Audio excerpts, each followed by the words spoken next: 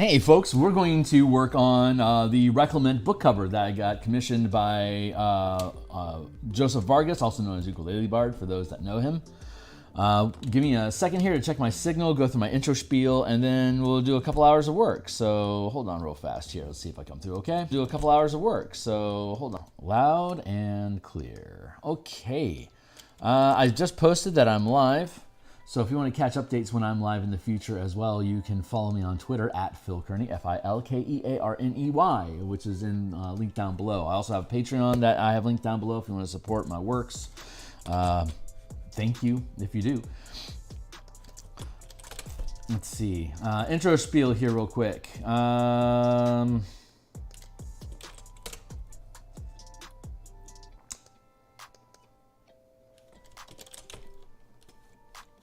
All right. Hey, my name is Phil Kearney.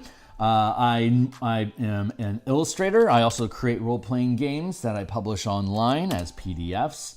Most of the time when I'm streaming, I'm building art assets for 5th edition Dungeons & Dragons supplements that I publish on the DMsGuild at DMsGuild.com. There's actually a number of links in my description down below that you can kick through the different types of books that I create, and there's probably about 150 illustrations amongst the works that are published down there for you to get a good idea of the kind of artwork that I produce.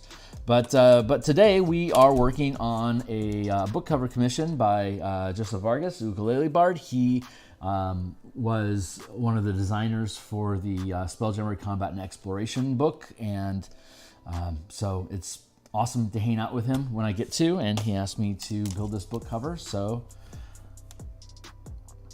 I am. If you want to see more of my work in the future, you can like, subscribe, hit the bell icon. But we're gonna dive into this. So right now we've got the landscape, Yggdrasil rising into the sky from beyond the horizon line, and we have the sky. So pulling these things back, here's the sky. We worked on this last session. Like last session, all we worked on was sky.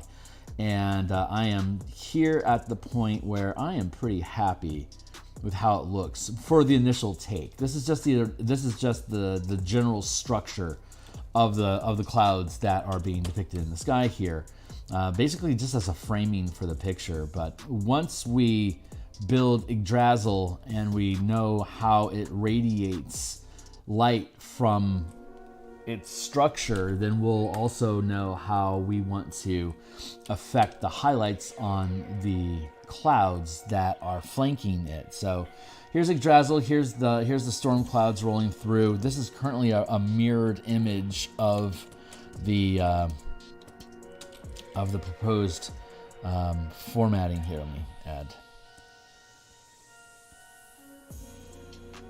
all that bits back in there, rough. So when we free transform, gonna flip horizontal, think fast. There. That's probably how it's actually going to sit. But we want to do some mountain, like some low mountain range, and work with the water, just so we can break off that horizon. Like having a mountain range like this that comes through. Let's redraw that. Yep. There. Something like that to help, then pushing the water here further off into the distance this way, that way. You don't have to see all of Yggdrasil. I'm taking this seriously. I don't even know why. Hold on. Like the shape of this blurble that I just squibbed on the screen. But something like that to break up the terrain here, and I think that's going to help. So I'm also thinking, but it can't be too high because you really want to have a good indication of how far off this horizon line is. So like maybe something more like that is going to be more suitable. And then down here, like have the water go like this to help further push that horizon line back behind where these hills are, so we can break up that horizon line a little bit, but still be able to show the retreat of terrain. So I think that's where we're going to be at. But anyway, the point here was that I'm pretty happy with the sky. Once this is decent cloudage, I could probably spend another if this is all there was, I'd start dropping highlights on here, because obviously you can see the striation of the different cloud layers, 1, 2, 3, 4, and then there's a 5th here on the horizon, actual horizon line. And so at this point we should have, like in a picture like this in general, the light source would be somewhere around up here, because this is how the clouds are curling around the frame of the composition here. So the light would presumably be here and then trace along here to add guidance for where light and shadow will hit across the fore and mid ground. But with Yggdrasil's presence, this is the source of light. Luckily, we have it lined up right now that it's roughly in the same. We had above the A and the N is roughly where we're eyeballing the source of light for the piece. So when we drop this in above the A and the N, that's about in alignment with the core of the tree for where that angle of radiance would come from if the sun was where I would predict it to be. Here and here, you can see these ray lines here, and then A and N is pretty much pushing down the trunk. So that is, in the way that the trunk is stilted like this, it has this curve. So that curve actually complements pretty much where that AN point is. So, I mean, it doesn't have to be exact, but it lines up really, really nicely.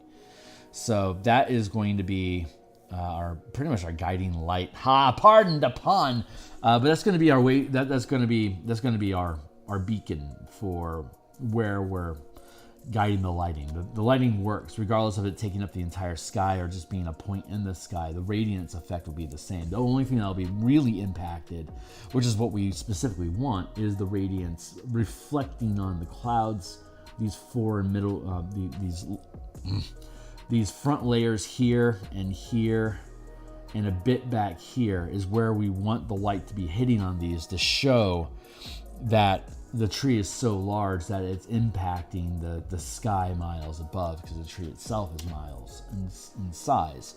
So it would be looking face to face with these clouds instead of us looking up at them. So we'll have that same highlight ridge effect to help integrate it into the scale of it, is what I'm trying to say. So having stumbled my way through all that, I'm good with the sky for now, but this is a placeholder. Like I said, we have to now build Yggdrasil itself. So that is where we are going to go for today's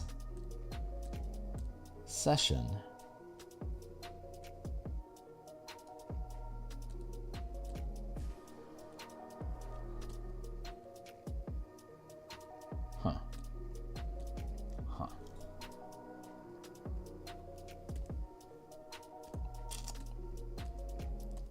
And then the sketch itself.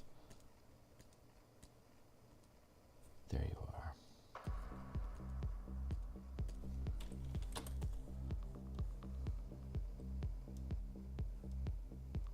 Grab the sketch. Cut it out.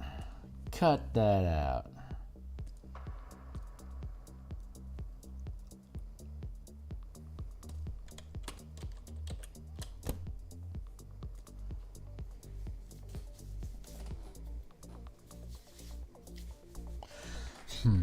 So what I think I want to do, let's grab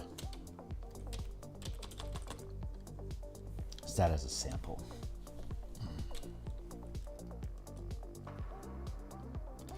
Then I think I'm trying to figure out how I want to do this right now. And so what I want to do is I want to keep the structure so I have something that's guiding me, but I also need to have, since we're kind of building it backwards, we're building the line art is going to be this bright purplish instead of like a green or a dark. We'll get to green later as we move into, but it's kind of like it's an invert. Like the lighting is inverted, so where the shadow should be, there's going to be light. Where the light should be, there's going to be shadow. Like with the samples that, let's see if I can. There we go. Nope, that's not the one.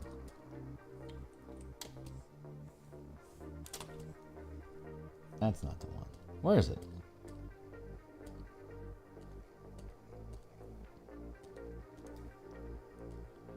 Oh yeah. This is the one. Right. So you can see it here. We were talking about this last session. So if you want to look at that, you can see it. But this is an inverted image. So you can see the light along the sides there, and then we can fill in the green into this space here. So we're basically just going to be building a tree in reverse, just pretty much like this. So this is a. I wonder if does this have that same purple? No, this has a yellowish to it, or a gold perhaps. Not what we're looking for. We're looking for that purpliness that Ukulele had requested. This is gonna be fun to do. All right, I'm getting locked in on this. Starting to lock in.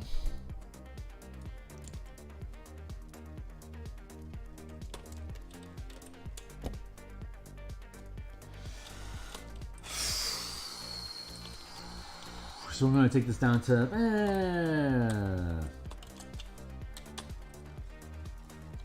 5 is good for now.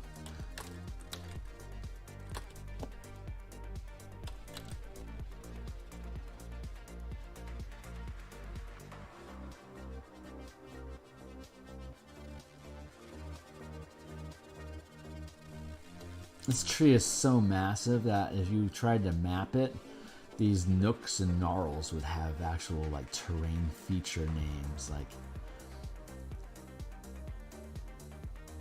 the Gnarl of Pleiades or something. I don't know, man. Like they have all these weird names for like plains and valleys and stuff on other planets when they're looking at Mars. I would think that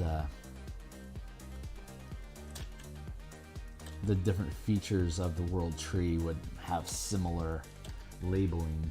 Right now we're just creating the silhouette of the shape that we'll be dealing with.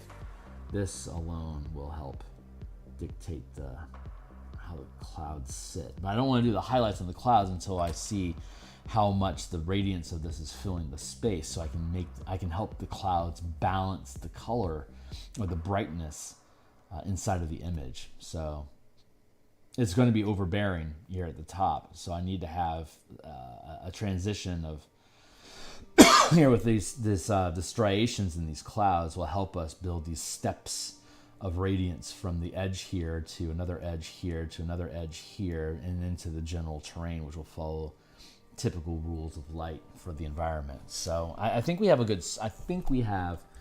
pretty good frame to build around. So let's go like,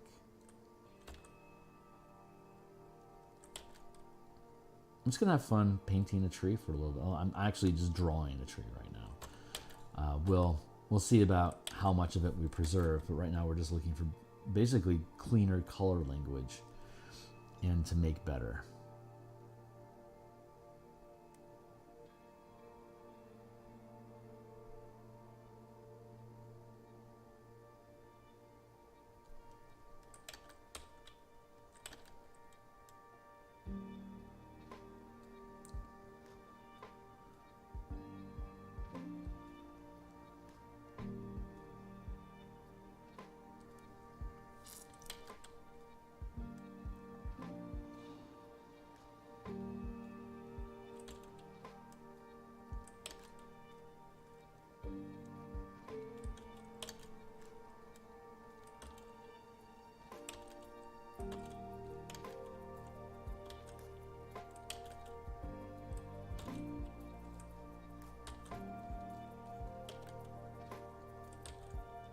I'm going to be on vacation next weekend, so we shan't have another session until the 1st.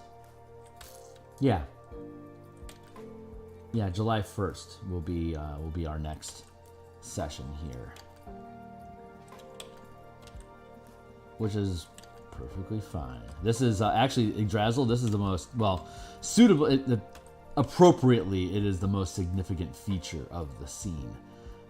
It is by far the most fantastical element of the composition, for sure. But it's once we move away from that and we get into just terrain in general, and since there's no actual structures, like no towns or anything, it's just landscape. It's gonna be an easy move. I mean, I could drop I don't believe the art brief is asking for any kind of like signs of civilization to avoid. I think it's to avoid placing any specific culture or even time frame, like specific time,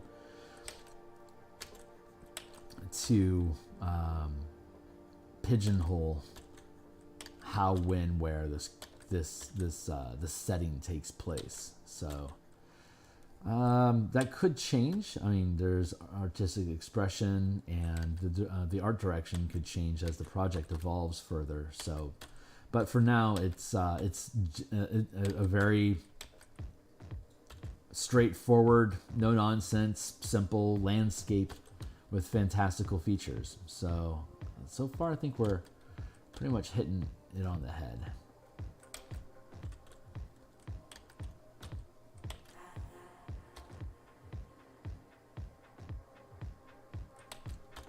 But the point is that this is the last, at some point, like once I get down to the, here I didn't sketch. Once I start getting into these rolling plains and these thickets of wood and little rivulets, that's all real autonomic activity that I can just.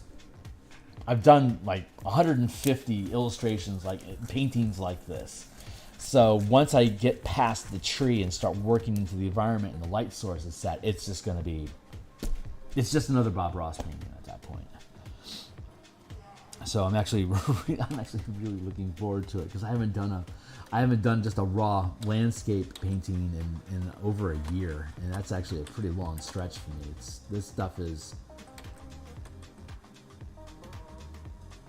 like, these type of projects are like casual Friday for me. I don't think I haven't done a landscape commission since I built the landing page portrait for Dice Try. Who, if you don't know who Dice Try is, he does fantastic work building essays about color philosophy and expressing it in different characters and medium. He had done a series for D&D enthusiasts out there, or maybe just fantasy enthusiasts in general. He had built a series about like what of the 5 color magic paradigm, being expressions of philosophy. What colors is the cleric? What colors is the wizard? What colors is a fighter? What colors is a barbarian? Yada yada yada. And it's great stuff. His role playing awareness and character building philosophy is just really, really strong. So Dice Try, DICETRY, Dice Try. I found him when I was doing research for the color mana spell point variant rule that I built for using color magic in Dungeons and Dragons, which is linked down below. You can check that out. It's a bundle of like 5 or 6 books. So in each one of them, you can read the full. You can read the full preview, check out the mechanics. If you're a D&D enthusiast and you like Magic the Gathering, it's definitely worth your time looking at it. But that's going to go through. My intention is to rebuild that book once 6th edition Dungeons and Dragons gets released. Assuming that we're still allowed to publish stuff at all, then I'm planning on reformatting that book to integrate some of the how the project's evolved over the past 3 years. There's more we can do than what's in those books. There's more I do at my table than what's in those books. It's a great 6E is a great opportunity for me to update that work, integrate Strixhaven and Theros into the document instead of it just being revolving around Ravnica, because Wizards has released more Magic the Gathering settings since I created that, so it's overdue for an extensive redo. My layout skills have improved since then, and there's just a different look that I think I want to my trade dress in general than what's depicted there as one of my. Well, that was literally my first work. My first project was Color Mana, so it's my oldest work, which means it's my least mature work, which means I can do better now. So. But I still love it. I use the Color Mana spell point variant rules in my own 18th level campaign in Eberron currently. But yeah, I've been using it for years, and that's why I'm so proud of it as a project, because it's my favorite. It's my favorite homebrew, and it just works. But anyway, Wizards, call me, man. I know what you need. I like this.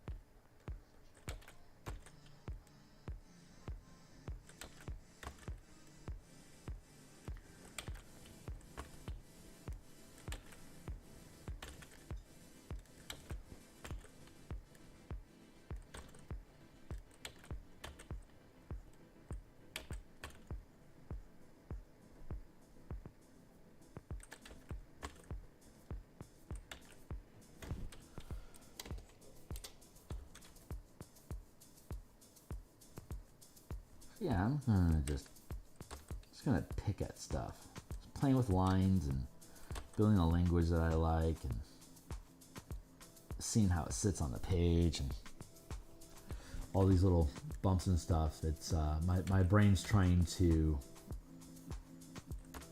flip invert. Like I could just build a tree like normal and then invert it, but I think I like the challenge of doing it this way too, and for intentionally placing points of light. I think it's just going to give me a better, a more intimate knowledge of the composition. I speak about that a lot. I speak about like this like gaining familiarity with the anatomy of the piece that you're working on, and I think that helps to further define the language of your own illustrations. Like if you're into art, then that common language that you develop through multiple pieces of like a style that becomes identifiable to yourself is it becomes your signature. You know, it's and especially if you're proud of the work that you do, it becomes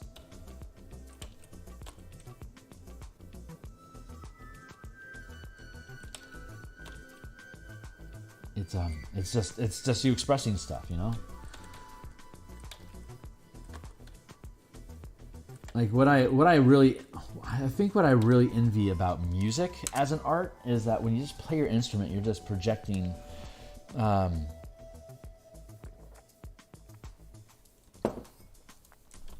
you're just projecting mood into a space, really, with the type of music that you choose to play. Like art, for instance, is music. How to put music is kind of like food, where it's created and destroyed as part of the process of being appreciated. Like food, you have to eat it to appreciate it, and that destroys the food. It's gone. Music is only the recording device keeps it. You know, like if I put music into it, like if I play guitar for a little bit, if I don't record it, it just disappears. And it disappears immediately. It immediately becomes a memory, and it gets filtered into an emotional mood. But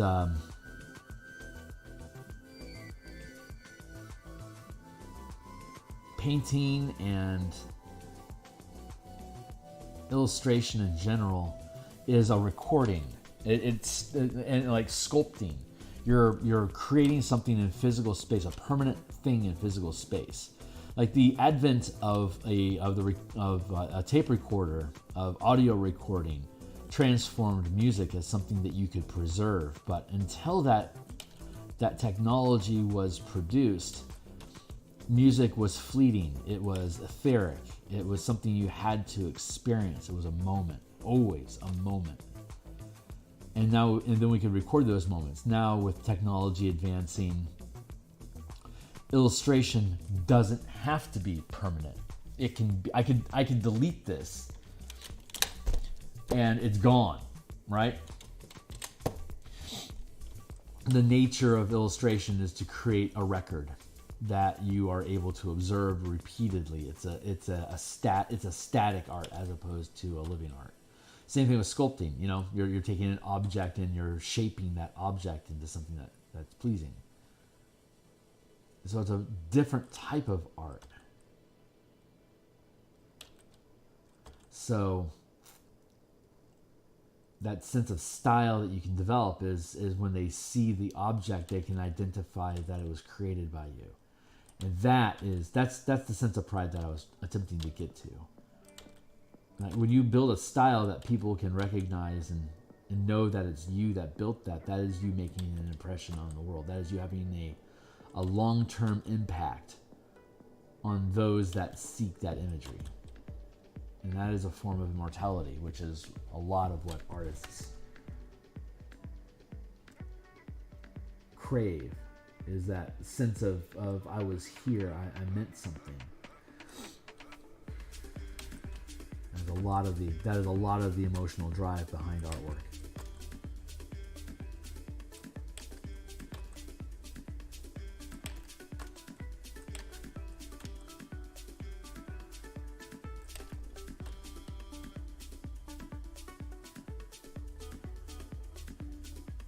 That's a lot of the same creative endeavor behind creating a role-playing game or a supplement. It's I will never meet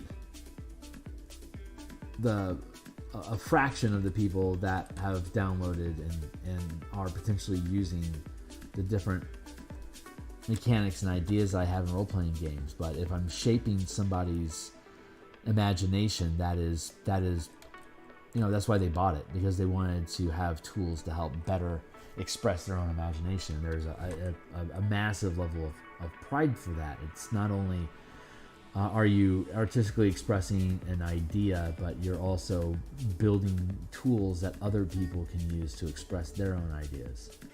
So in a sense, you become a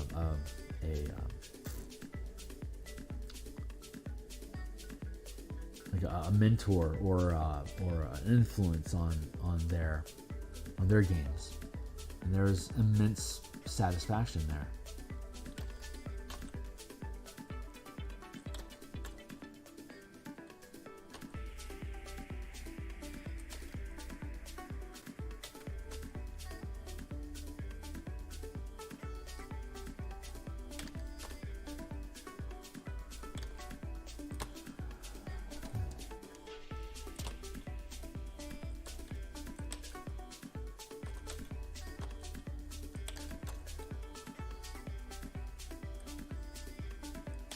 I love this sculpting bit here. I like to think about painting as a form of like super lo-fi sculpting, that you're sculpting the shape of the pixels on the canvas to create an image that you want. I mean, that's what sculpting is. You're basically cutting an image into stone or clay or whatever your medium is. But you're actively carving that image into space. And this is imagining that space existing and depicting it from an angle. That is something that I like about 3D sculpting, in that it's like this illustration could be produced in 3D sculpting, and then just orient the camera in this particular view. But if this is that's potentially a lot of work that you have to do. for a very limited engagement. So there's kind of a preservation of energy in retaining two-dimensional art skills, because that's a shitload of work or processing power spent to create a three-dimensional space that is essentially being thrown away after the snapshot is taken. And then you feel obligated, well, I have this three-dimensional space, I should do something with it, right? Now you start pulling yourself down a rabbit hole towards world building that might not have anything to actually do with what you actually appreciate. So I don't know, but I like I've always been intrigued about the idea of having of illustrating things like through ZBrush or something, and then just picking an angle that I like and then snapshot. Hey Hornetico, it's good to see you, guy.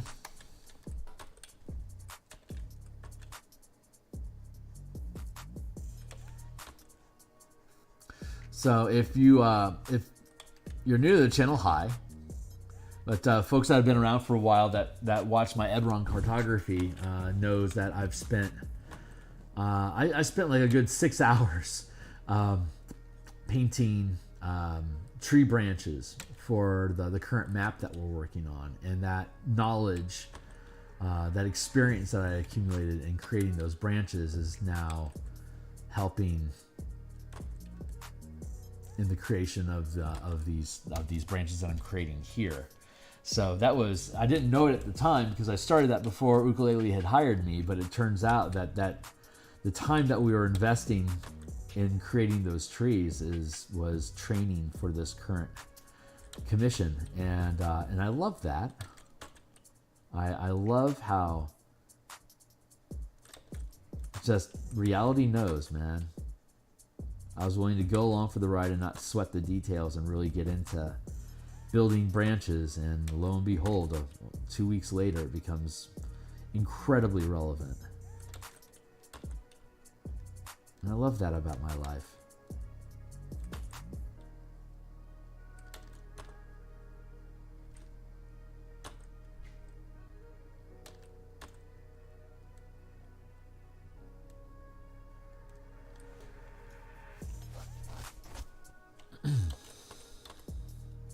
What are you working on today, Hornetico? Sorry, kind of got stuck there for a second.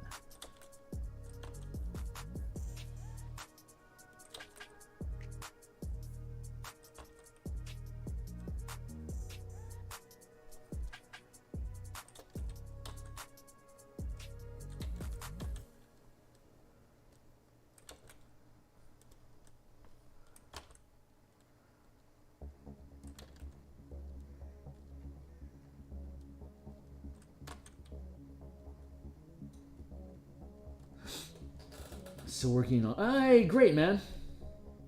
Fair enough, dude. Well, thanks for swinging by.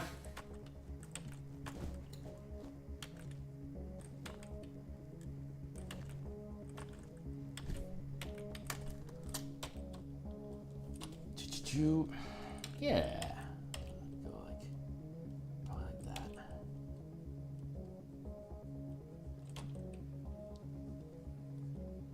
Thin that down a little bit.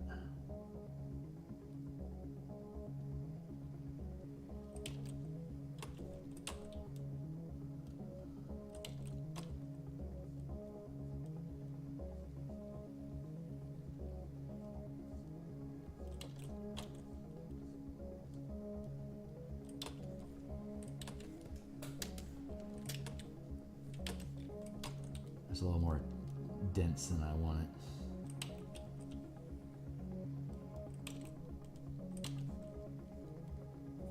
That's pretty good.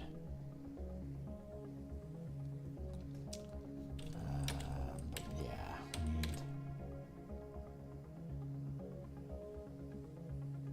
something like that.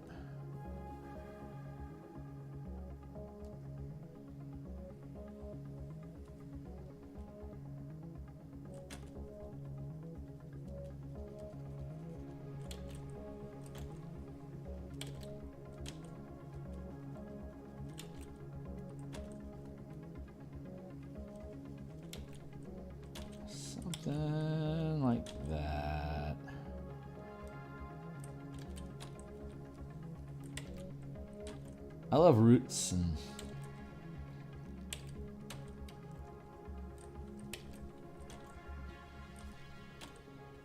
how they twist around and sink into the ground. It's just super cool. It's a cool design.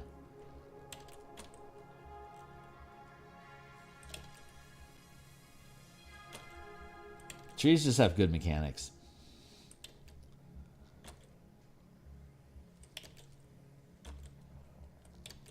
Plants in general, I suppose. But trees in particular.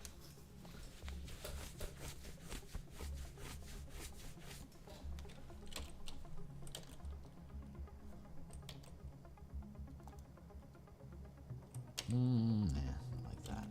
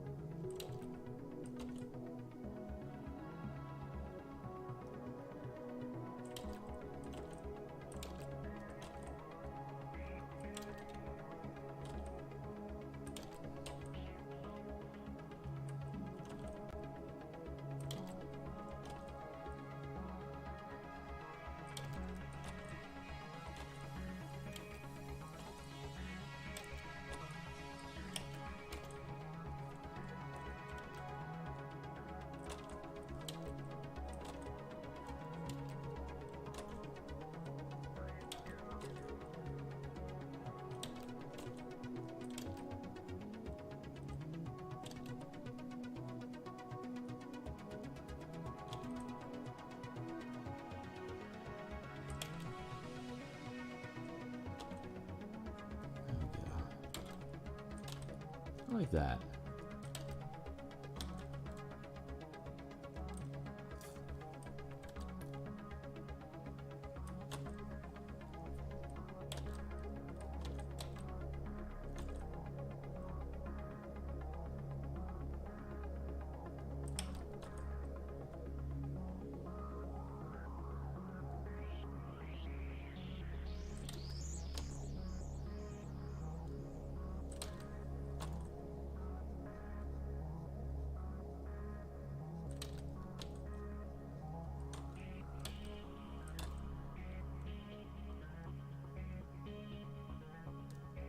Now I kind of...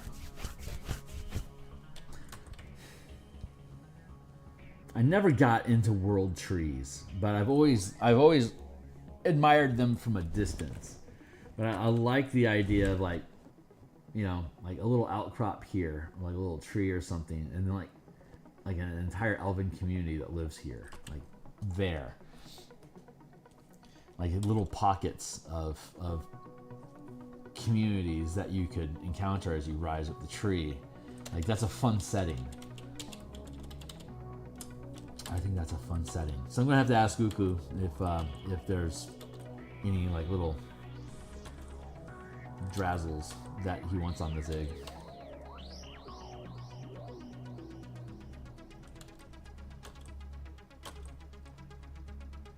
I mean, I think I can just like create little miniature trees sprouting out of this in general, just as a points of interest without having any kind of colonization effect. But like if I was to build a setting out of this, me personally, like after this thing is published, what I would probably do is start exploring ideas about different elemental, fey, or spirit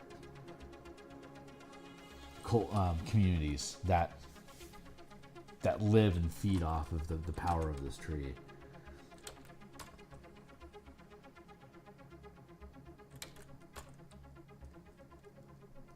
Especially like a hostile war campaign where like nature is actively attacking humanity. Like these would be cool little scout points or like staging areas for swarms of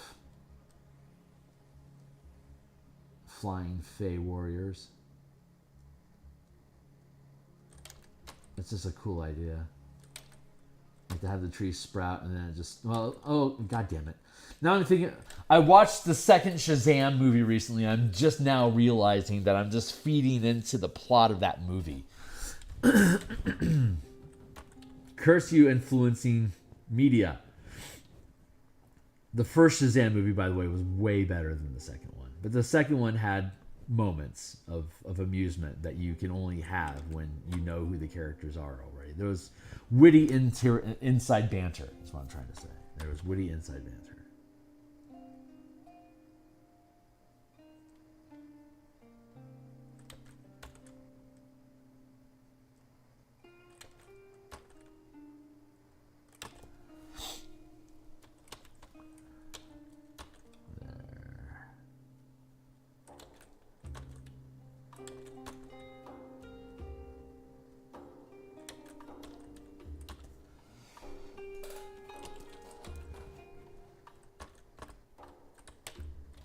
What is that? 4 pixels. That's where we're at. We're at 4 pixels right now. And yeah, I'm going to have to drop down to 3 for some of this interior stuff.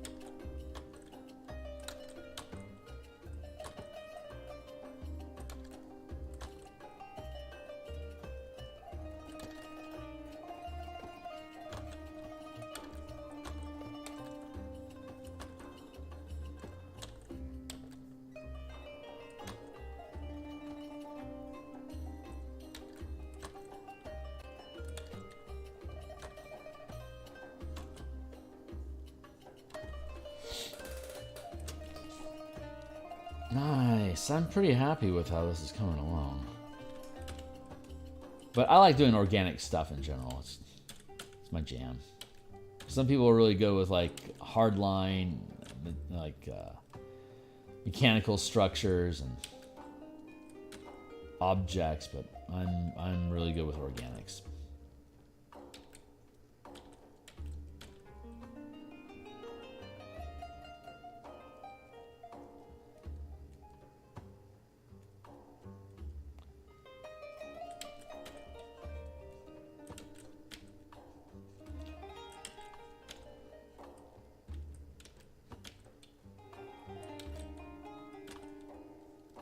I didn't set a timer, did I? That's why my coffee button's popping. All right, well, let's get a timer going here. So I still have an hour.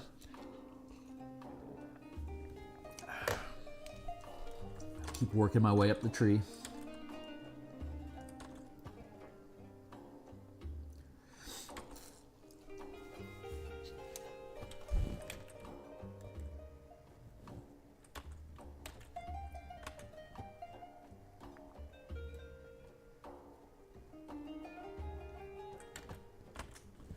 After brunch with my gal today, I'm gonna have the opportunity to do a lot of art during the course of today, and then I'll be back on Monday. I have that's a holiday for me. I have that day off, so I'll be able to have a few hours of stream in the morning perhaps, and I'll still have Eberron Monday night, more cartography there. But my midday is all completely open all day, so I'm not honestly sure what I'm going to do. I suspect I'm going to specifically just jam on Spelljammer tokens to try to get those done, because I'm going to be on vacation, flying out of town on Thursday. And I'd like to have all those tokens done before I leave town so that when I come back on Tuesday, I can start in on the Spelljammer interior art. I just start doing actual page art. We're at a place where I can actually start doing page art now. The Light of Zaraxis portion of the adventure still isn't finished, but it's asking me for more time to sit so that I keep looking at it and I keep poking at the text and it's not settling for me. So I need to let it cook longer. But we have so many assets in the first 80 pages of the book that need to be produced that I can afford that time.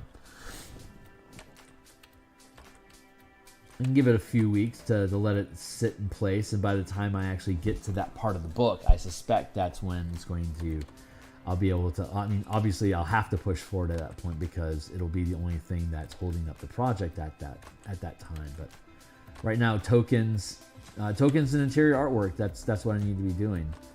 And I'm actually really looking forward to getting into that. So most of my downtime, off-screen time today is, like I said, going to be spent on getting those tokens taken care of, like doing the dumb ones off the screen, the ones that aren't very interesting, like a vampire, you know. But like I'll do Gargan Hill on stream.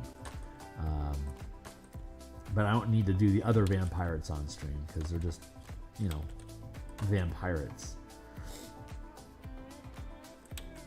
One's enough.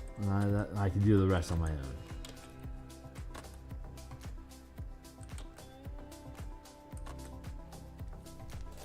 So we're almost, we only have about 10 assets left to do in the token set.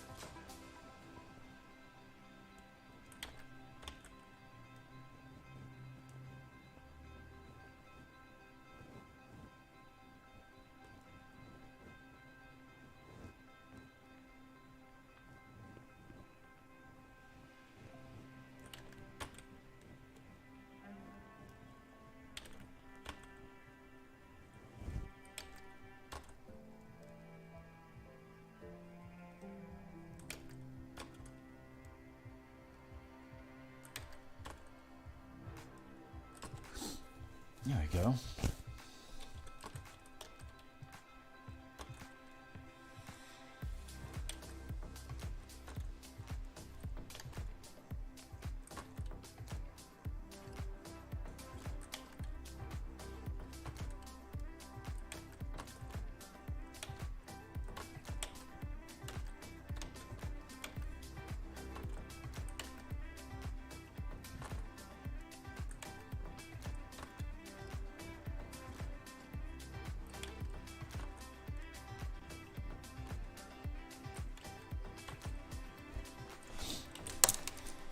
More coffee.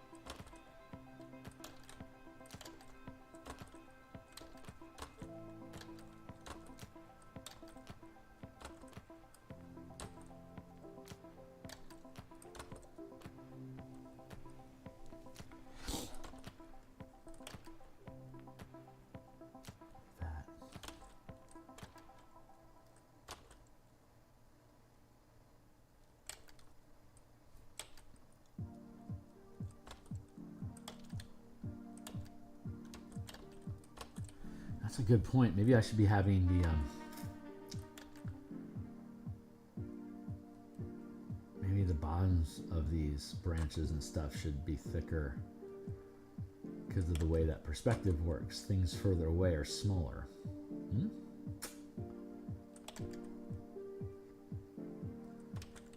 It's like a top stack. Line weight.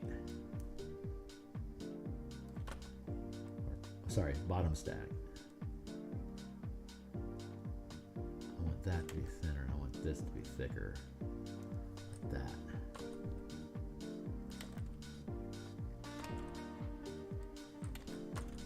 Thinner up top, thicker down below.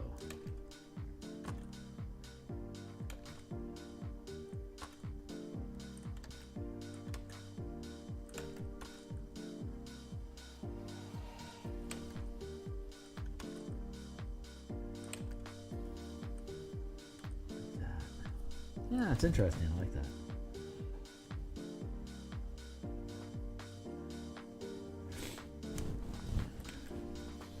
Everything tapering upward.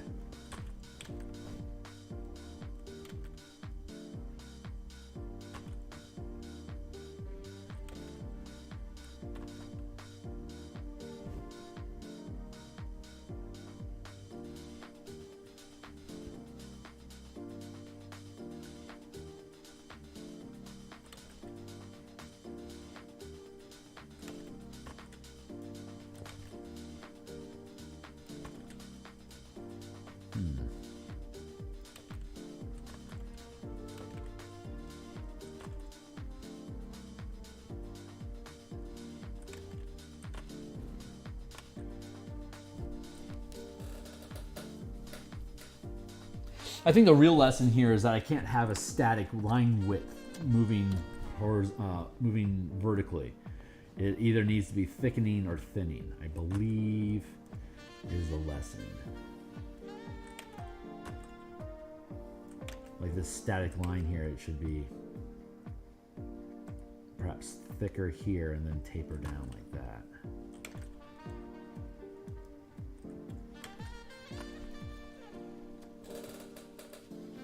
That is interesting.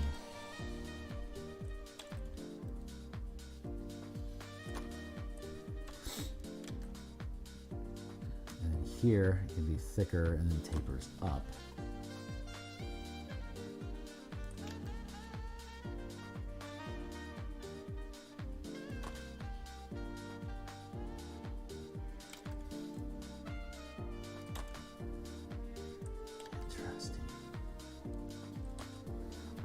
I like both expressions. I like it when it's thicker in the top and then tapers down as though it's like slimming into a larger.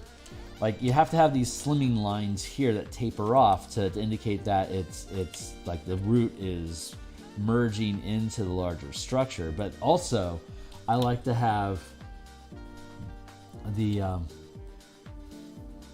a thick base because it's like a knot that you're seeing the underside of. Like if you're seeing the underside of this knot, if you see the side of the knot, it's thinner. If you see the bottom of the knot, it's just a big clump, and then it tapers off. Like, I can't get the angle right. there, it tapers off. You know, my elbow is like way in the background compared to my hand, so like that tapering effect makes sense too. So I can have it working both perspectives at the same time. I'm kind of digging that. And then it's just a matter of finding a fun balance to blend the two.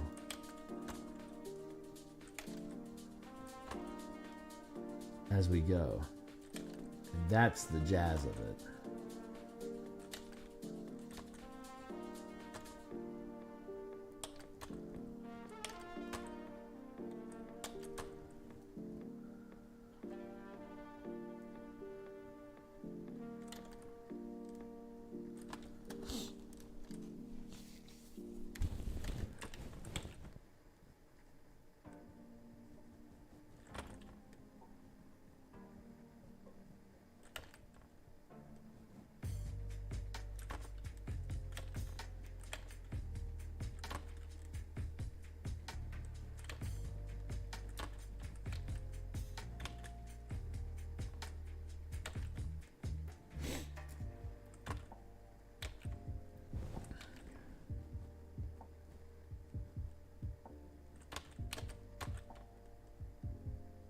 taper there.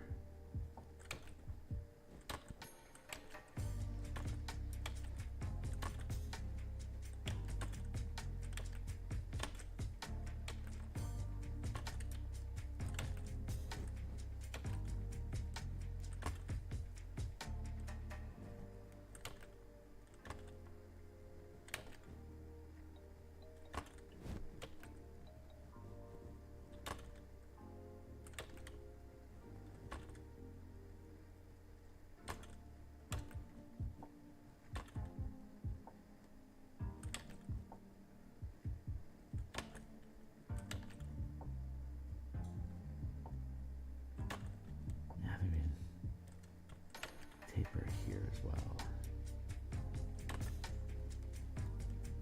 Like that.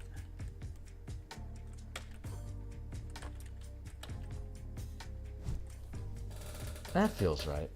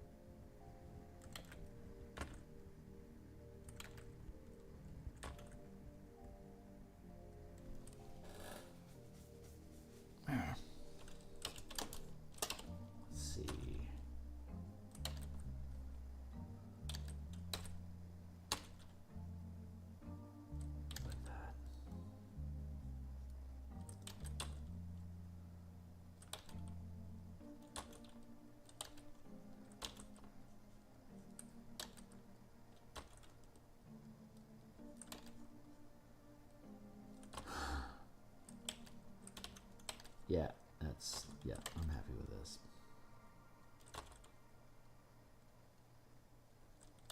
There you go.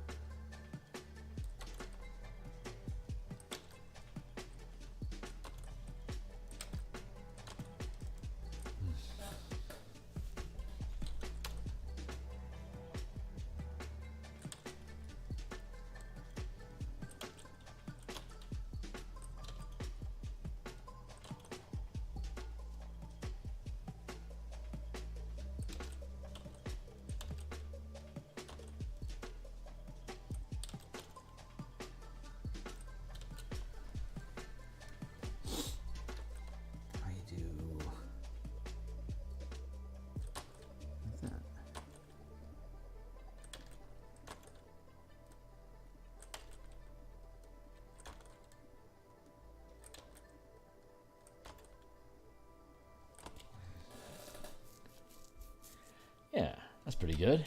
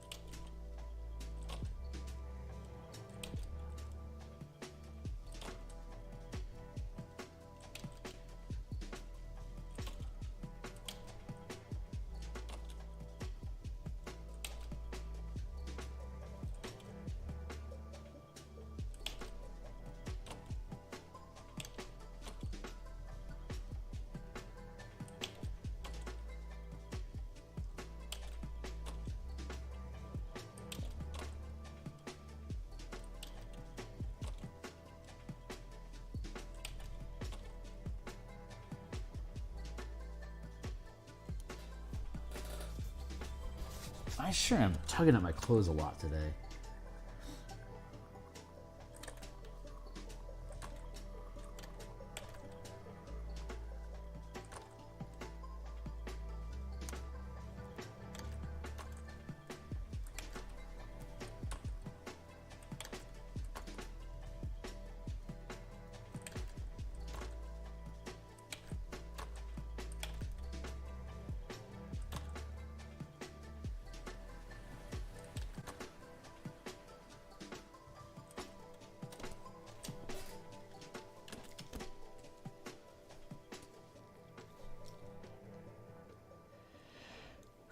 Not bad. Boop, boop. Let's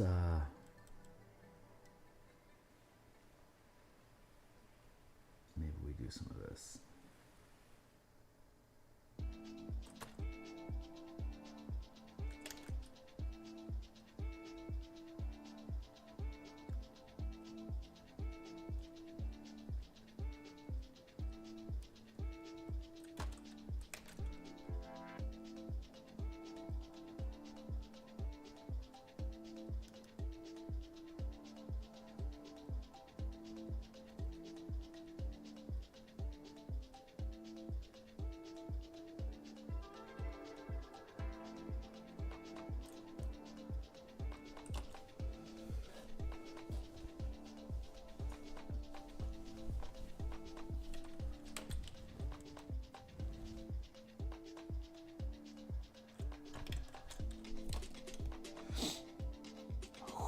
This is gonna end up looking really, really good. I can already smell it.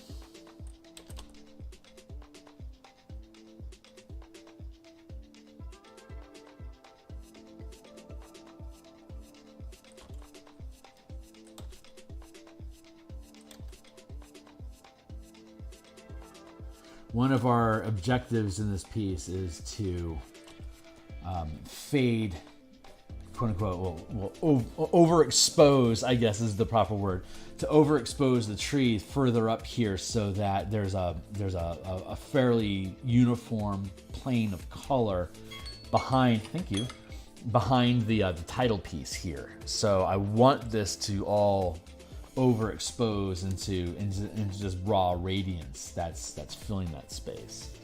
So I only have to push branches like basically here, and then it should be bleeding into the rest of it. But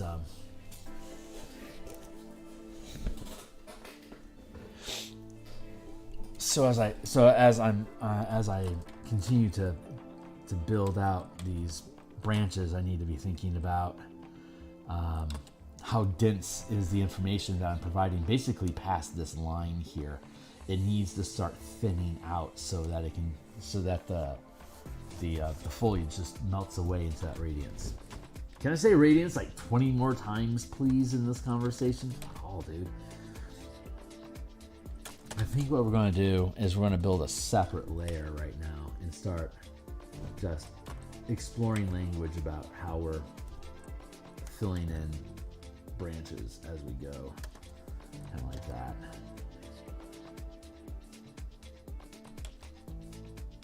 Make sure that we like how things are starting to line up inside of here. Like how dense, how dense do we want these branches to be? There has to be some uniformity, but it can't be like a pattern. It has to remain organic, yet cohesive. So that's what we're currently looking at.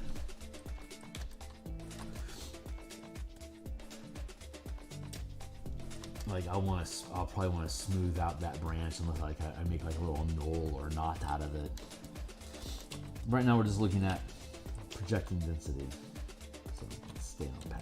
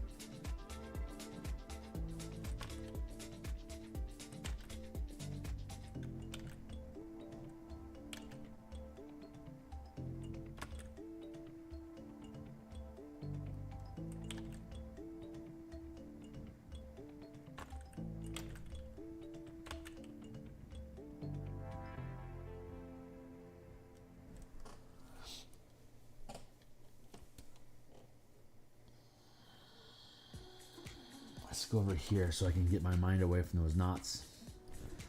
Here and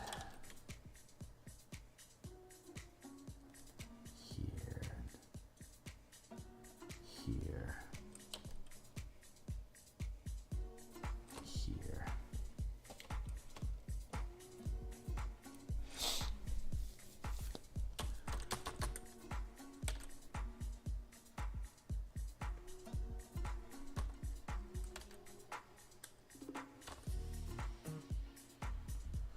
That's a fun way to do it.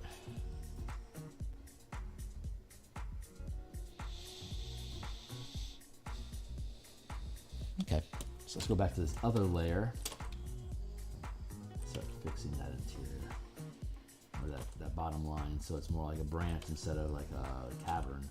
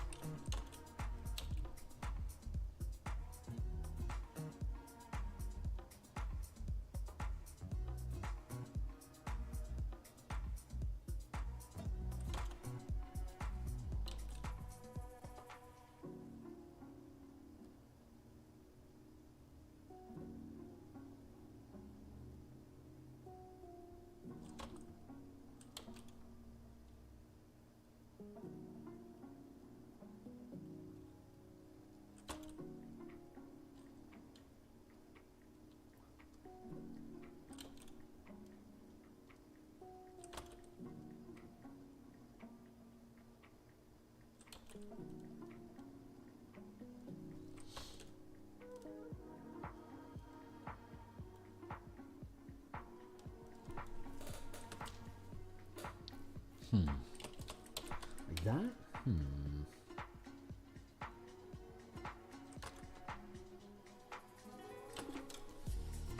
That's kind of a fun idea. We might end up doing some little twig extensions like that.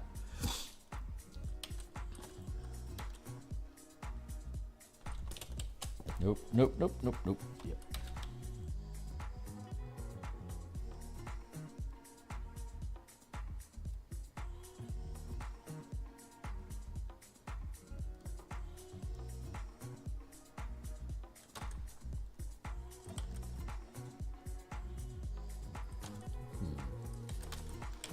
How do I want this to...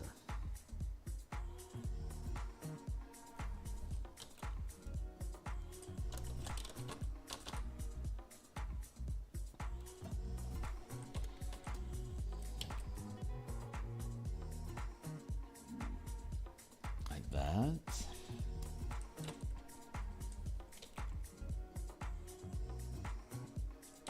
So we go like that. Question mark?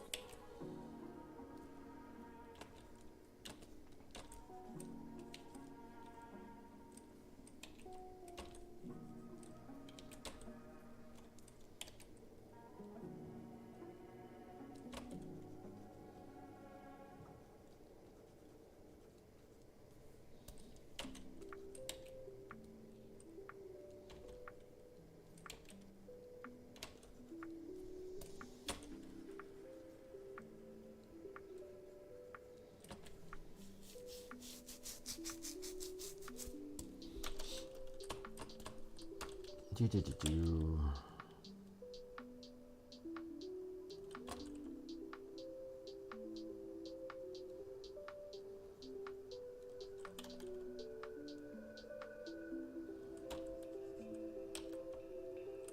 I think it's going to be our next wave is adding in the second layer of branches.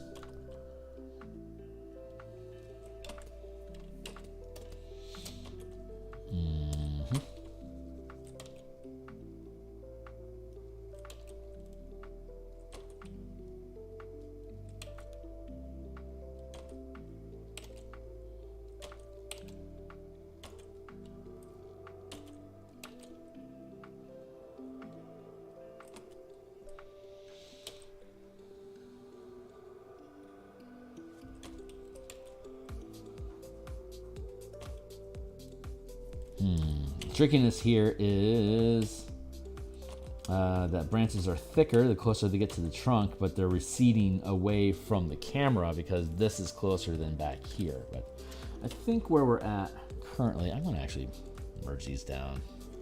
After all, I'm not seeing any value in keeping them separated currently. That.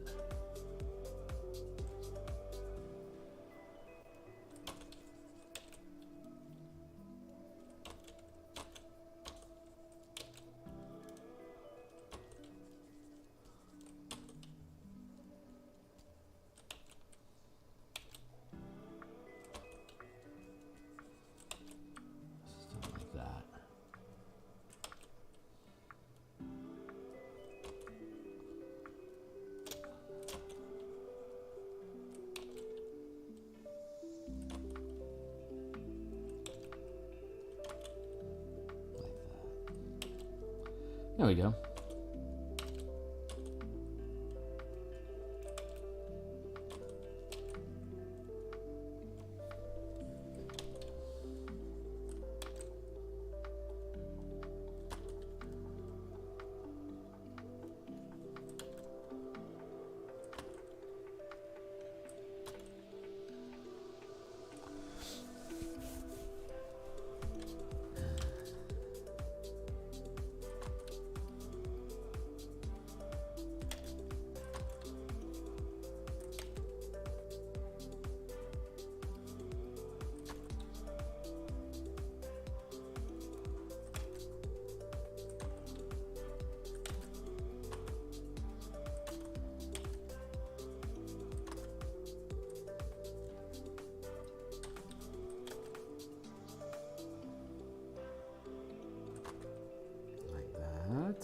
Oh, that's fun.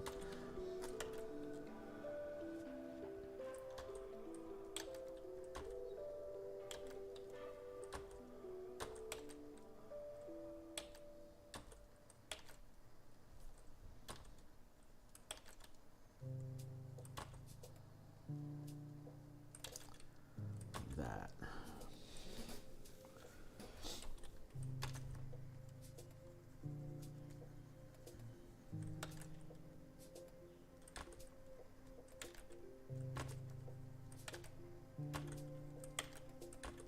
I need to be thinking about how all these branches are bunching up on each other, like how I can retain separation of form,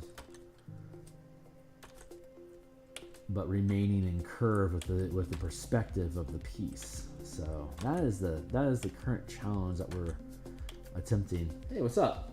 Hey, Ukulele. Yeah, sure. Let's find a path to you.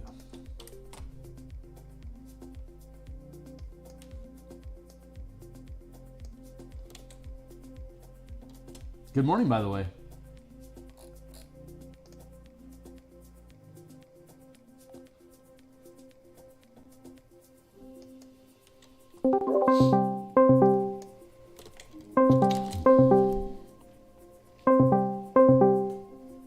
I still have maybe about 20 minutes before the session's over.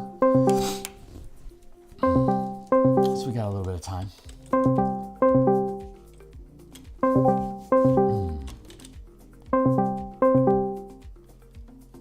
Cool. Go ahead and ping me when you're ready.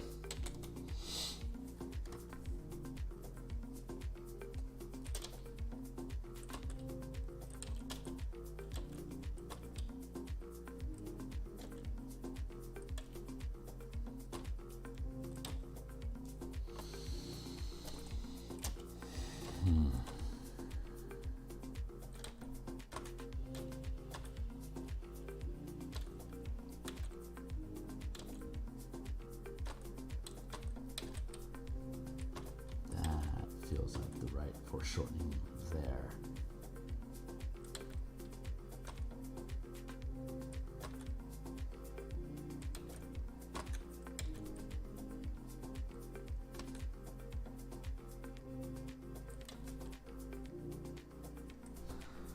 Coffee.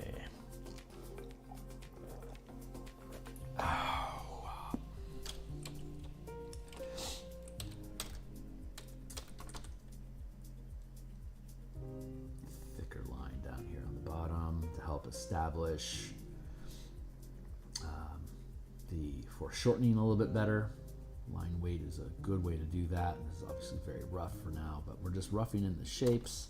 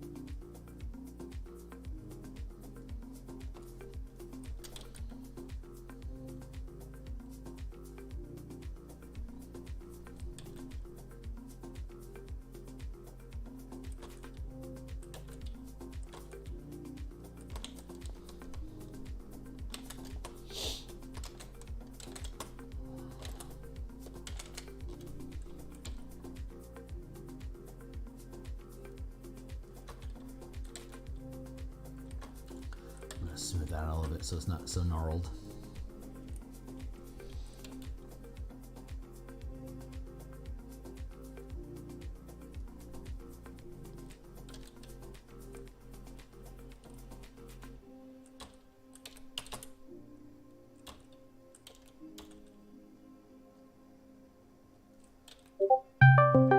Hey, let's make that happen. Hey, my dude, how you doing? Really. Oh shoot, echo. There we go. Muted. Muted the stream. Okay. There we go. Right on, man. How's this coming along for you? Oh, it's looking so cool. Oh my gosh. Excellent. Thoughts, comments? I was one. I don't know if you mentioned this before, but were you thinking of like the white lines actually being like the actual outline in general, or is this just a reference for you? Yeah. Hold on. This is using this reference that you provided me as our okay, cool. as the like, so that the radiance of it is built into it. What we'll be able to do is once I'm happy with the art as it is, I'll be able to duplicate this as a separate line layer, and then I can go into a filter. Just a really simple Gaussian blur is going to allow us to create some really cool radiant effects. So I can. Oh, right. Yeah, so I can stack these things on top of each other to have different tiers of radiance that comes off of it. So it's going to end up having a really good glow to it. And then the green, since I'll get out of that because that's not what we're doing right now. But a complementary color. Let me grab that as my references here. So a complementary color to this purple that we're using is naturally green. So that's going to really just easily feed into. That's the wrong one. There we go. Like I can even get a green. I probably want to actually drop down to. I haven't figured out the green that I want to use yet, but it'll probably end up being something, maybe something like that, as a base before I start having the radiance work in. So if we got a green like that, I suspect we'll be able to go with a filter, blur, Gaussian blur. So that should, I don't see it myself, but that should look pretty good. Yeah, let me turn on my. Should not watch this in 220p. There we, or 240p. So I've only dropped a little bit of color here into this front branch, but that should be a pretty complementary color if my numbers are working for me. Using that G as my pivot. I can flip between the RG, the R and the B, going from higher for purple and then lower for green. So like it has that cool little symmetry in the coloring. But I can use that as a base color for the green in the tree, but then be able to have actually use like normal rules of shading. Like once we like using this as the example again, I can then come into here and create like a shadow effect inside of that to be able to build out with like texture, to to be able to move through there. That's kind of the thought pattern that's the thought process I'm having right now, to be able to build out like this. Yeah. So for just the general texturing of it, but that lighting effect should work for the entire piece. Even though I only have like this little pinch of green here, but that should work as an overall structure once we pan back out. Anyway, and then once we and then we'll move beep beep beep beep here, and it'll all eventually bleed into this larger effect here, which will just sit as a basically as a background to frame the actual text. So if your text is going to be in a darker in a darker value, I mean that's probably just black, but this is black. I'm not sure what the title color is that you're going with, but anything that's going to be darker than this background radiance is going to end up popping off the page like incredibly easily. Which if you're like going to put this like on DTRPG or something, and your bookmarks like the rack where it's going to show up with all the other pieces, this is about how large it's going to appear on your rack. So that makes the title pop out super easily, with the rest of the environment filling in just visual information. So it should be pretty complementary. And if we have an inverse of like the logo, thank you, timer. If the logo down here and like the design by Joseph Vargas and like the bylines down here, if we have those like a similar complementary, either like a really bright green or even like a purple or a gold or something like that down here, that should be able to complement the top and the bottom with the top edge here versus the highlights of the logo, because this foreground is going to be darker in general. Like this darkness is the base of it, but then we're going to have highlight foliage in, but we don't want it interrupting the byline and the logo. So we can have those as like filtered highlights. Like if we're here, we need to be doing like highlights like this along the edge to be able to create basically an environment frame like this that the logo and the byline will be able to exist outside of, because it'll get darker and darker from this bridge moving in. It'll get darker and darker. So if you have a lighter font color that complements the title, that should be able to create a color theory. It would be complementary to have these as complementary colors with different values. I'm kind of rambling, but is this making sense? Oh yeah. Okay, good. So I'm kind of like rambling on here really heavy, but that's the idea. That's the thought process I'm having. So if this is all jiving with you, I'm just going to keep on keeping on as it is. Absolutely. Badass, dude. Yeah. I was thinking of having both all the text have like a white outer glow to all of it, just to keep a uniform thing, so that it's like whether it's in brightness or darkness, it should be visible regardless. Yeah. Okay. Not 100% sure on it, but frame lighting that's a lot of is so things easy to add or drop as you need. But yeah, frame lighting would absolutely work down here. You could have you could frame the logo, you could frame the letters, have the little light bubble around whatever color it is that you actually go with. That would definitely work as well. Absolutely.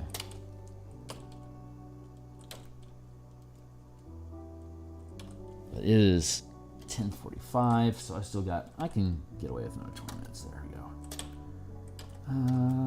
Let's see. If you gotta do something else, it's fine. Nah, I'm here till 11. I do like 9:15 to 11 every Saturday. So. Okay. But 11 o'clock here, like 15 minutes is my cutoff for the day.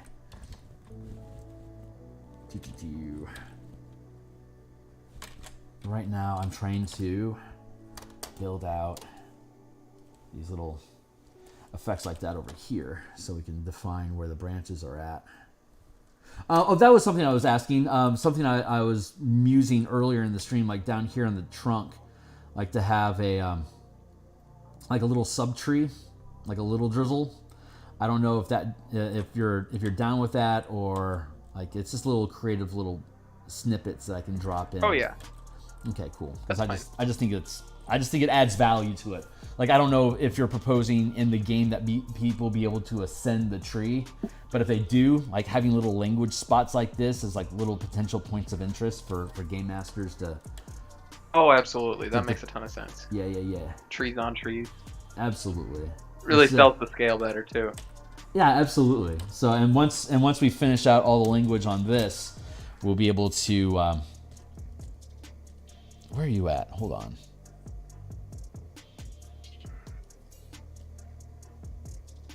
That's where it's at. Okay, cool. I had this little bubble over here, but once we get all this tree resolved, then we'll be able to come through and we'll be able to start building highlights on these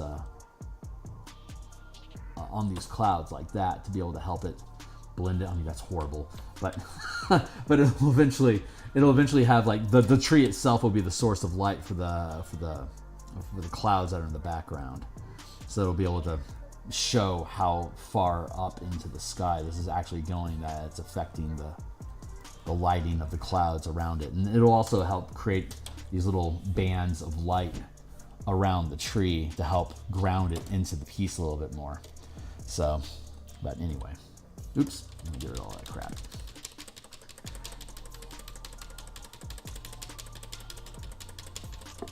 I suspect I'm going to need maybe 3 or 4 more hours I'll spend on the actual tree itself just to get it really nicely detailed. So that probably means like by mid-July, I'll be working on the landscape itself. I suspect I can probably get the mid-ground here and the water processed probably in 2 or 3 hours, and then the foreground I'll spend maybe 3 or 4 hours. So this should all be. I won't do everything on stream. Once you get the once we get the jive of how the texturing on these on the branches work, for instance, I don't need to invest all my time on screen like doing each and every little nook and cranny on here. You guys will get the gist of it, and then fade to black while Phil Ghost plays with stuff, and then when he comes back, more of this stuff will be defined and we can move on to the next piece. Like I put in like an extra hour or 2 of cloud work off screen, but only like doing a skyline like this. Hold on, we'll go ahead and drop that out of view. Like here's where we ended up with the clouds as they are currently before we start working the Yggdrasil highlights in. Like if I were just to have this as a sky alone, then I'd basically drop a heat spot up here as like the source of light, and I'd just do some highlights in here, like maybe another hour, and this cloud line is done. So each piece, I can only put so much color in, or like so much pixel information into each section of a piece before it's saturated with basically detailed information. And these little like flat lands between where these ridges are at creates like little resting spots. So like you have less color, like less pixel information in these areas, as places for the eye to be able to rest as it transitions to different point to point to point to point, which means that I only need to do like so much. Like in this block of color here, once I build that out into a forest, the stuff in front of it and behind it is going to have a less pixel information, so that the forest piece pulls forward as something identifiable. And then I will have resting buffers around each piece while it moves into the next segment, which is going to be forest here, which will fade out, and then you'll have this piece here. So like there's this ongoing bounce effect of moving from component to component to component as you move from the background to further forward. There's these breaks in pixel information so that your eye can rest, reset, and hit the next line from as it bounces along the waves of the ground, as it were. So I mean, sorry. Having said all that, this is easily going to be done. Probably by the beginning of August. If you don't need it till the end of August, then if I get pissed off at any piece of it, I'll have a ton of buffer time for me able to piece everything in together. So the tree, right on. Sorry, just catching up on notes. Hey Matt, it's good to see you, my guy. But let's get back into this. I still have a few minutes left. Yeah, I still got 10 minutes. So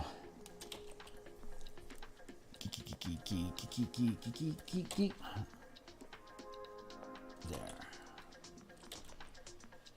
Fill out the bottom. Here.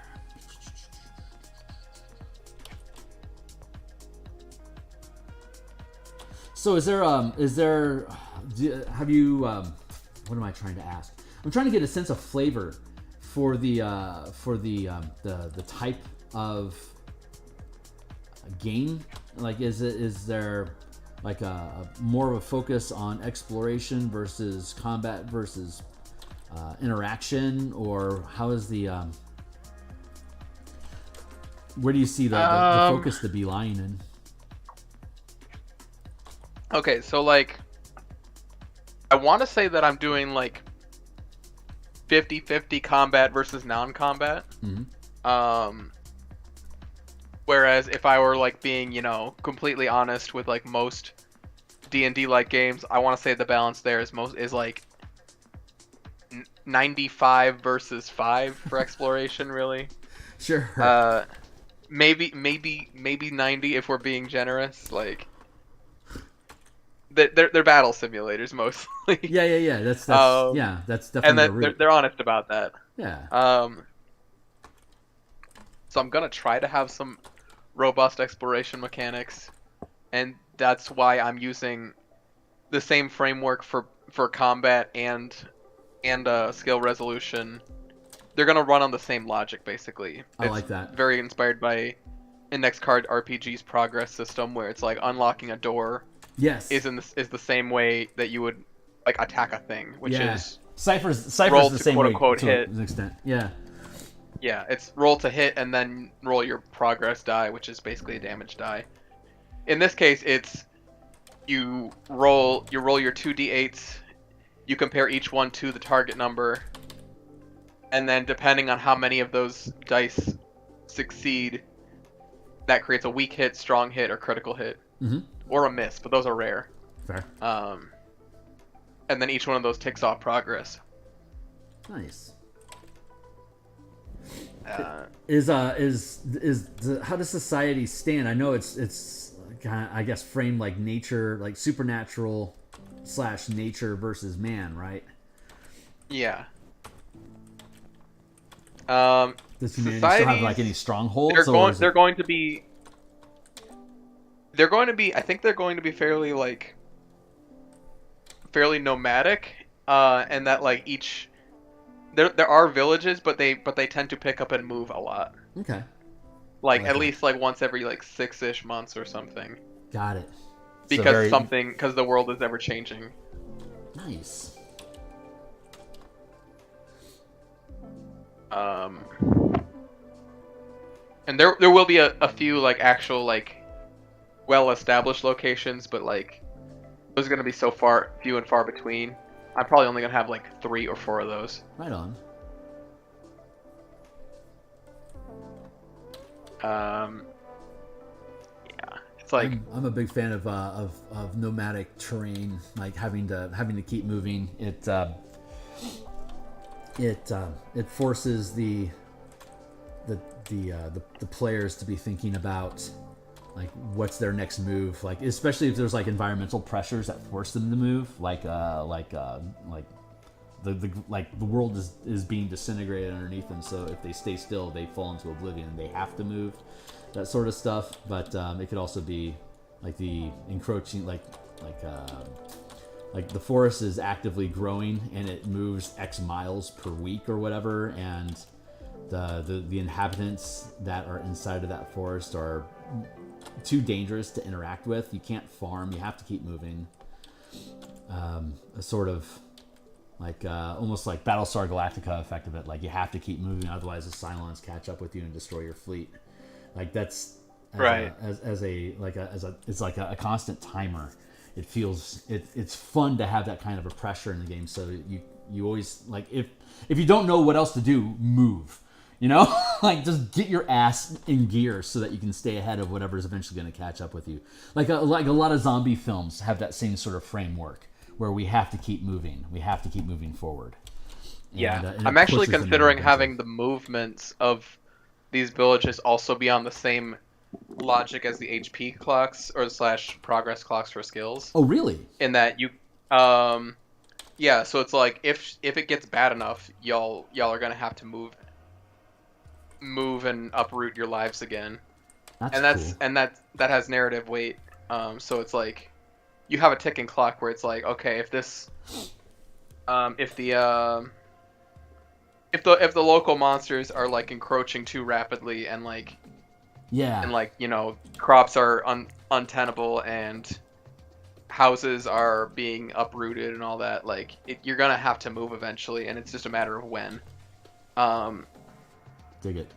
And it HP runs on a it's similar to Lancer in that you basically have 4 health bars, and each one being each one getting more dire as you lose them, and it's that's gonna also mirror in towns where it's okay, your town is in good shape, your town has seen better days, your town is hanging on barely, and then it's okay, they're tired of this place. They are going to be majorly inconvenienced if you don't get a handle on the situation. Oh, right on. I dig it. Sapping resources, I could see being the same way. Like if you drop anchor at a place because there's I don't know. We're going to spend 3 days here because there's a ridiculous amount of berries, for instance. We can pick berries for 3 days. And I could see a timer mechanism of eating up the resources that are in that area. I mean, there could be a lot broader applications. There's iron in this mountain, and the resource of that iron, as you deplete it through the mining process, has got that same ticker that takes things down. That's a. Sorry, I'm just kind of riffing here off of the idea, just thinking about how that as a general, that's helpful. As a community mechanic. How many different types of timers you can have rolling at the same time, threat levels, resource availability, trade routes. Those are the 3 major ones that stick out to me. But those could operate in so many different levels at the same time, for organizations that are trying to make trade deals. There can be available resources, and as it ticks down, other trade organizations are taking pieces of how much economic prosperity there is in a particular region. So as you're trying to tick down that resource, you're getting more and more of a trade deal as a result of negotiating. That is such a really fluid mechanic to have that index RPG system of everything having a resource that gets ticked down as a progress meter. It's just so flexible. I really admire that. Sorry, it's really rambling. Yeah. Don't mind. No, it's cool. Yeah, so this is basically these are clocks but more complex, basically. And it's basically a way to insert randomness into a clock. Oh yeah, definitely. Where it's if a clock is full, there's still a chance that it might not have consequences, or if it's 7/8 full, there's still a chance that it might not have a consequence, I should say. Because if you roll that 8, then okay, you're good this time. Right. But once it's full to 8, and then the next time you have to roll that die to check, it's if they're all full, well then there's no safe scenario in this case. It's just a matter of how bad is it going to be now. Yeah. Love it. That sounds. So when you only have one mark against you or 2 marks against you, you've got good odds of succeeding that and not suffering a consequence. But a few more checks of that nature, and it's going to be bad. Come to think of it, it's actually not too dissimilar to how a lot of systems use dying values. Pathfinder 2's being a flat check plus your dying value, so the number of times you fail the check makes it progressively worse. Oh yeah, okay. Sort of thing. Yeah. Mm-hmm. Yeah. I'm trying to think what's the. Yeah, and then also just having multiple stages feels like that's to me, in my mind, that's a more tangible thing compared to a clock can be half full, and that makes sense. I don't know, the villain is halfway to their goal, stuff like that. Yeah. Mm-hmm. But if it's in 3 or 4 phases, that's that gives you a beginning, middle, and an end sort of thing, where it's you have a story arc there, kind of, if that makes any sense. Yeah, oh yeah, absolutely. Like breaking points, like with like phase boss fights and stuff like that in video games. Like you have to get down to hit points and then they change, and now it's a new situation, and you have to whittle that down as well. Absolutely, that was a big thing. I wanted a staggered condition, like Elden Ring, where you whittle down somebody boss's health bar, and then suddenly, boom, you have a beat in the narrative of the fight where it's like they're down, you get a free hit on them, sort of thing. Right on. I could see multiple mechanics working in that manner. That's really cool. Yeah, when the initial draft of this had a very like roll to hit, roll damage sort of thing. Very Dungeons and Dragons style damage system. When that was a thing, it was like, oh, also the D8s were pooled together and treated as like similar to a D20, rather than being their own separate things. But in that draft there was I was going to use the half damage bloodied condition from 4th edition. Sure. But that wasn't quite as exciting. No. I wanted a little bit more unpredictability, and that you could play around with that more. Yeah, it's binary is by nature very limited in how you can manipulate it, as opposed to degrees of success or failure is a far more nimble system that lets you express a lot more with inside the same table, for instance. You don't have to break it up into different subsystems. All right. Well, shit. We just hit 11 o'clock, so I'm going to have to break away out of this and be done for the day. So absolutely, I'm going to hit save here. I'm probably going to end up working on this.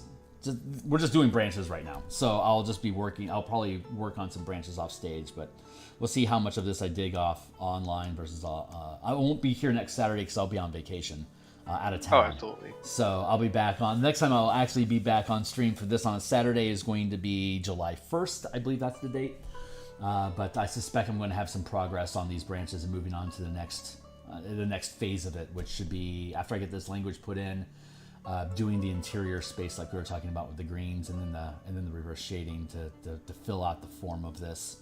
And then from there we'll do the radiance affecting the cloud coverage. And once we have that set in, that'll give us the lighting that we need to be able to start expressing the terrain. And then we'll just, like a Bob Ross painting, we'll just work our way forward, printer style, filling in the back horizon line, then the fields that are back there, this ridge with tree line here, and then just moving forward until we hit the front line, and then we'll start doing like actual tree detail work, and then that should cap off the piece. So it's a very smooth, natural flow. It's other than the fantastical element of what the tree is. It's literally just another Bob Ross painting. So it's I love this. This is my favorite type of painting to do. So I'm absolutely loving the project, and it's just I just love building these things. They're so much fun. Oh, absolutely. So I appreciate you recruiting me into this. And no problem. Yep. So I'm out for the day. Like, subscribe, blah blah blah to anybody that's new. I'll be back on Monday morning to do more NPC tokens for the Spelljammer book that we have coming out. And I'll see you guys after the weekend. So thanks a lot. Thanks. Yep. See ya. Ciao.